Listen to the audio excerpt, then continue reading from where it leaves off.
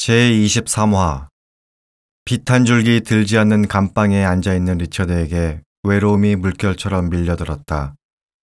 벽은 리처드의 죄수복과 같은 회색이었다. 리처드는 독방에 갇히고 얼마 지나지 않아 강과 꽃, 해와 별에 관한 기억을 모두 잃었다. 루마니아 국무성 내무부 건물 지하 10m에 있는 리처드의 감방에는 창문이 없어 작은 관을 통해 공기가 들어왔다. 일주일에 겨우 빵 한 조각을 배급받았으므로 배고픔이 영원한 동반자가 되었다.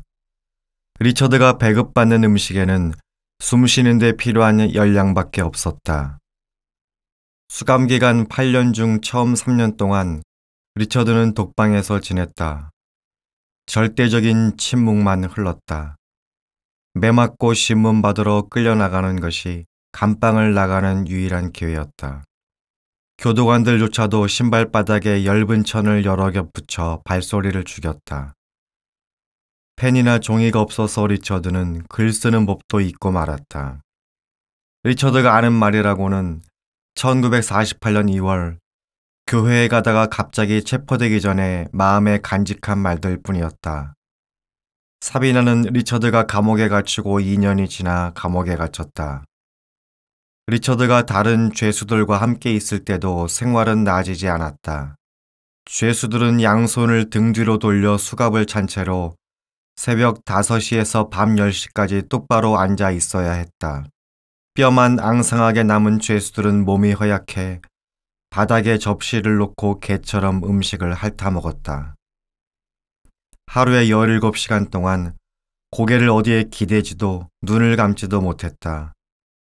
리처드는 눈 가리개를 쓴 채로 매맞고 인두로 찢어지는 고문을 당하면서 믿음의 흔적을 몸에 지니게 되었다. 몇 년 후 미국 상원에서 증언할 때 리처드는 이 시기에 감옥 생활을 하면서 공산주의자들에게 깊이 찔린 상처를 보여주었다. 내 주변에는 욥 같은 사람들이 있었습니다. 리처드는 증언했다. 그 가운데는 욥보다 훨씬 더 고통받은 사람들도 있었습니다. 그렇지만 나는 욥 이야기의 결말과 그가 어떻게 전보다 2배 많은 축복을 받았는지 알고 있었습니다. 내 주변에는 거지 나사로처럼 굶주리고 부스럼투성이인 사람들이 있었습니다. 그렇지만 나는 천사가 그들을 아브라함의 품으로 데려갈 것을 알고 있었습니다. 나는 주변에 초라하고 지저분하고 약한 순교자들에게서 광채나는 면류관을 쓴 내일의 성자를 보았습니다. 내 눈에는 그들의 미래 모습이 보였습니다. 리처드를 쇠뇌하는 소리에 감방의 정적이 깨졌다. 리처드가 루마니아 교회의 형제자매들을 배신하지 않기로 마음먹었기 때문에 몇 시간씩 쉬지 않고 신문을 내도 성과가 없었다. 교도관만 리처드를 선회한 것은 아니었다. 때로 리처드는 어두컴컴하고 추운 감방에서 사탄의 존재를 느꼈다. 리처드는 어렸을 적에 사탄이 자신을 보며 피식 웃는 것을 본 적이 있었는데 이제 그 사탄이 다시 돌아와 감방에 고립된 그를 조롱했다. 리처드는 사탄이 비아냥거리는 소리를 거의 들을 수 있었다. 예수가 어딨어? 내 구원자는 너를 구해줄 수 없어. 너는 속았어. 너는 남들을 속였어. 그는 메시아가 아니야. 너는 엉뚱한 사람을 따른 거야. 그 소리에 대항할 무기가 없는 리처드는 버림받은 느낌이 들었다.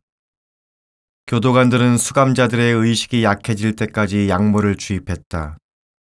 리처드는 정신을 집중하려고 안간힘을 썼지만 때로는 주기도문조차 너무 길어 암송할 수 없었다. 리처드는 집중력을 잃었다. 한 번은 얼마 남지 않은 힘을 짜내어 중얼거렸다. 예수님, 사랑해요. 나를 사랑한다고? 예수님이 대답했다. 내가 너를 얼마나 어떻게 사랑하는지 보여주마.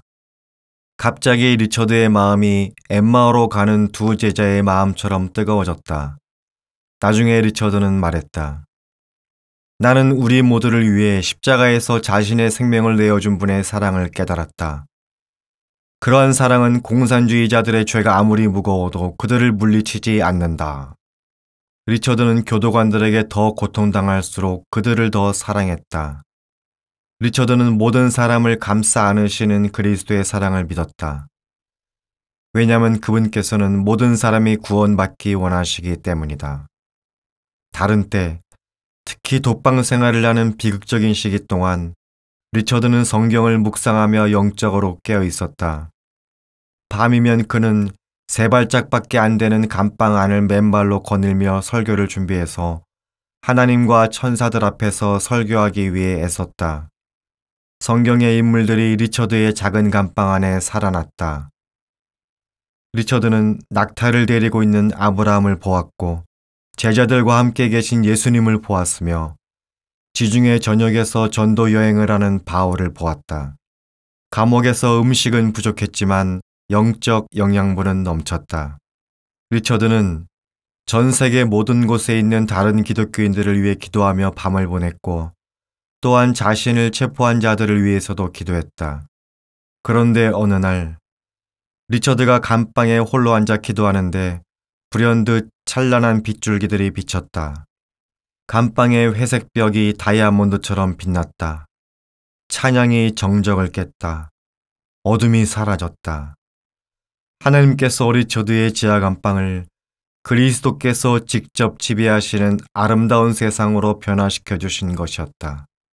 나중에 리처드는 만왕의 왕 예수님이 우리와 함께 계셨다 라고 회상했다. 리처드는 처절하게 외로웠지만 그리스도께서 함께 계신 것을 분명히 느꼈다. 감방에는 핍박이 있었지만 용서도 있었다. 그리고 리처드가 용서해야 할 일들이 더 많이 늘어났다. 가장 어두웠던 그 시절, 사탄이 한순간도 떠나지 않는 것 같았던 그때, 리처드는 시를 지어 외우면서 사탄의 위협을 이겨냈다. 사랑은 자신이 옳다는 것을 스스로 입증하니 사랑은 지혜로운 자들을 위한 것이 아니로다. 사랑은 1000가지 시련을 당해도 사랑을 멈추지 않으니 불에 타고 파도에 잠겨도 아픔을 주는 손에 입맞추리라. 사랑은 질문에 답을 못 얻어도 확신을 갖고 기다리니 언젠가 감추인 곳들의 태양이 비치면 모든 것들이 명백해지리라. 리처드의 머리 위에 있는 전구는 밤새도록 켜져 있었지만 찌지직 소음을 내지 않았다. 리처드의 작은 감방에 정적이 깔렸다. 바깥 세상은 사라졌다. 빗소리, 바람소리, 나무 흔들리는 소리도 들리지 않았다. 이 모든 소리들은 리처드의 기억에서 사라졌다. 감방은 심지어 리처드에게서 사비나의 목소리까지도 앗아가 버렸다. 소리라고는 들리지 않는 적막한 감방에서 온갖 의심이 리처드의 마음을 거침없이 휘젓고 지나갔다. 나는 진정 하나님의 능력을 체험했을까? 내가 목사의 직분을 그냥 일로 감당했을까? 나는 정말 다른 사람들을 사랑했을까? 아니면 단지 나를 섬겼을까? 정치가나 백만장자나 사업가가 되어야 했던 게 아닐까? 하나님은 정말 존재하실까? 공산주의자들이 옳은 게 아닐까? 도대체 하나님은 어디에 계신단 말인가?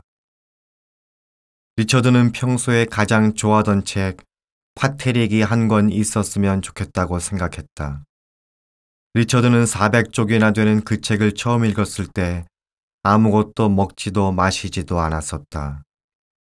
5세기 이교도 로마 사회의 영향으로 믿음이 부패하는 것을 막고 믿음을 지키기 위해 이집트 광야로 들어간 기독교인의 역사를 기록한 책이었다.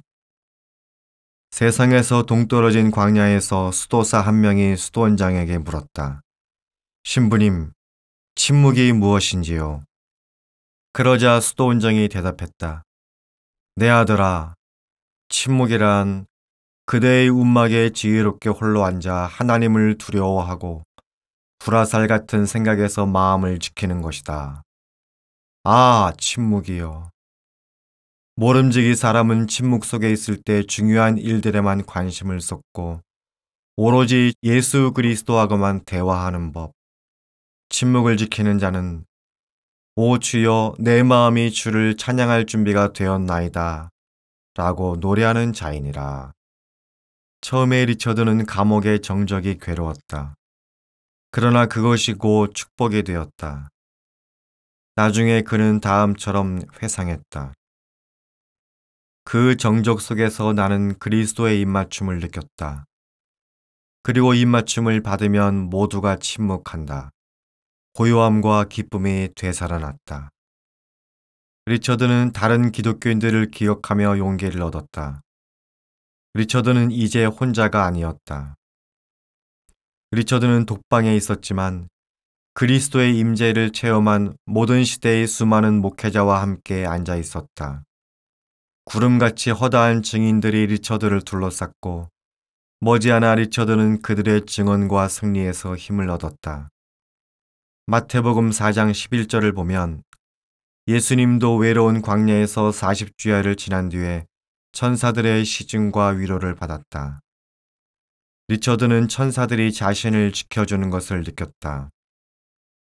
침묵의 나무에는 평화의 열매가 달려있다.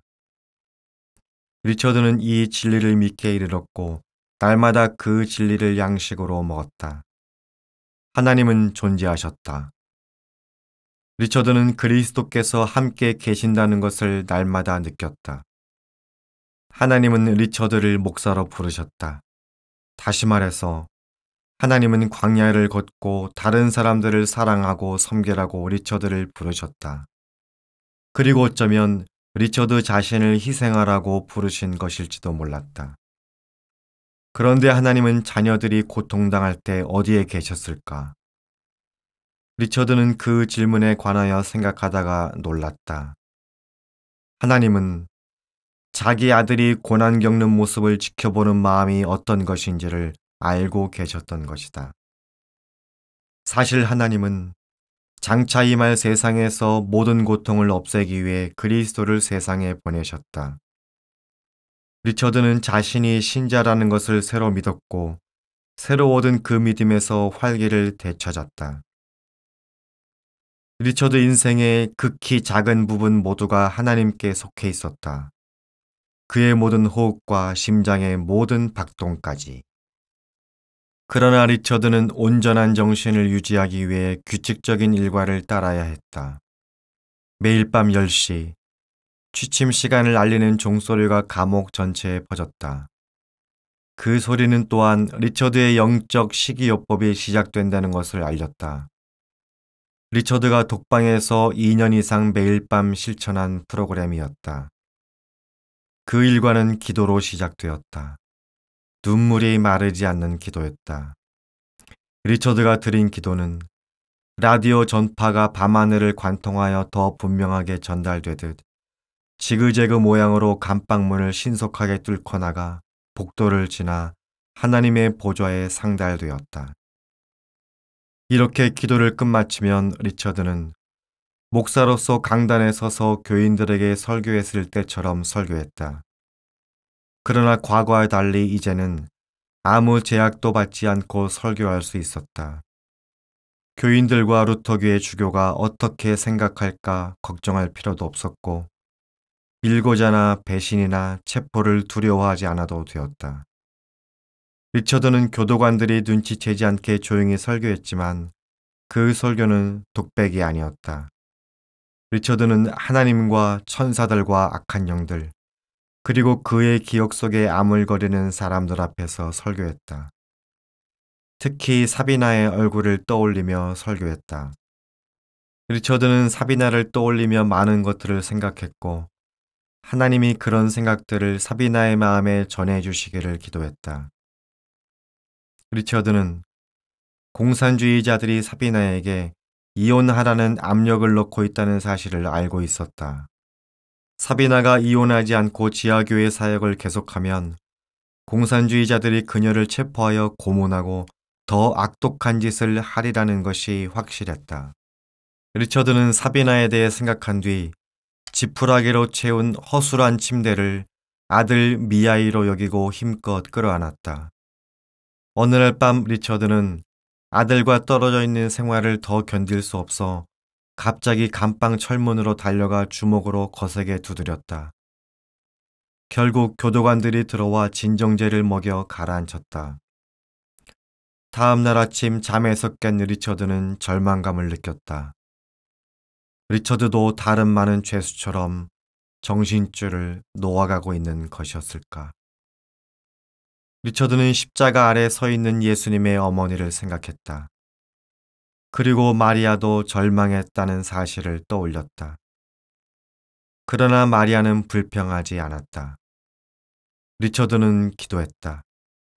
제 아들 미하에게 닥칠 일을 불평하지 않고 받아들이도록 제게도 힘을 주소서. 요한복음 3장 16절 말씀대로 하나님은 믿는 자마다 멸망하지 않고 영생을 얻게 자신의 아들을 세상에 보내셨다. 리처드도 하나님처럼 아들을 포기할 수 있을 것 같았다. 언젠가 존 웨슬리는 자신이 단 15분도 슬퍼한 적이 없다고 말했다. 웨슬리를 떠올리는 리처드는 항상 기뻐하라는 하나님 명령에 순종했다. 또한 리처드는 힘을 얻어 웃고 춤추고 우스갯소리를 만들어냈으며 심지어는 자신과 체스 게임을 하기도 했다. 리처드는 체스 게임에 사용하는 말을 빵 조각으로 정교하게 만들었는데 어두운 말과 밝은 말로 편을 짜서 시합했다. 리처드는 2년 동안 체스를 두면서 한 번도 지지 않았다. 침묵은 리처드의 영적 예배의 필수적인 요소가 되었다. 독방은 그리스도께서 함께 계신 가운데 리처드가 치유되고 기도하는 신령한 공간이 되었다. 리처드는 뜨겁고 강렬하게 함께 해주시는 하나님의 은혜를 입는 황홀한 기쁨을 말로 표현할 수 없었지만 기쁨으로 마음이 터질 것 같았다. 예수님은 누가복음 6장 22절과 23절에서 약속하셨다. 인자로 말미암아 사람들이 너희를 미워하며 멀리하고 욕하고 너희 이름을 악하다 하여 버릴 때에는 너희에게 복이 있도다. 그날에 기뻐하고 뛰놀라. 하늘에서 너희 상이 큼이라. 리처드는 감방에서 기쁨으로 뛰놀며 춤췄다. 성령으로 충만했을 뿐 아니라 자신의 왕을 위해 고난당하는 특권을 받았기 때문이었다. 리처드는 하나님 백성들이 나비 애벌레처럼 어두컴컴한 고치 속에서 견뎌야만 빛 가운데서 날아다닐 수 있다는 것을 알았다. 공산주의라는 누에고치는 리처드에게 사역 현장을 제공해 주었다. 리처드는 신문관들을 사랑하기로 결단했다. 리처드는 신문관들의 이상적인 모습이 아니라 그들의 있는 모습 그대로를 사랑하기로 결단했다. 하나님은 다수의 사울을 바꿔놓으셨다. 그렇다면 하나님은 가장 잔혹한 공산주의자들도 바꿔놓으실 수 있었다. 리처드의 교도관들 가운데 많은 이들이 나중에 예수 그리스도를 믿는 믿음을 고백했고 구원받은 데 대한 가혹한 대가를 치렀다.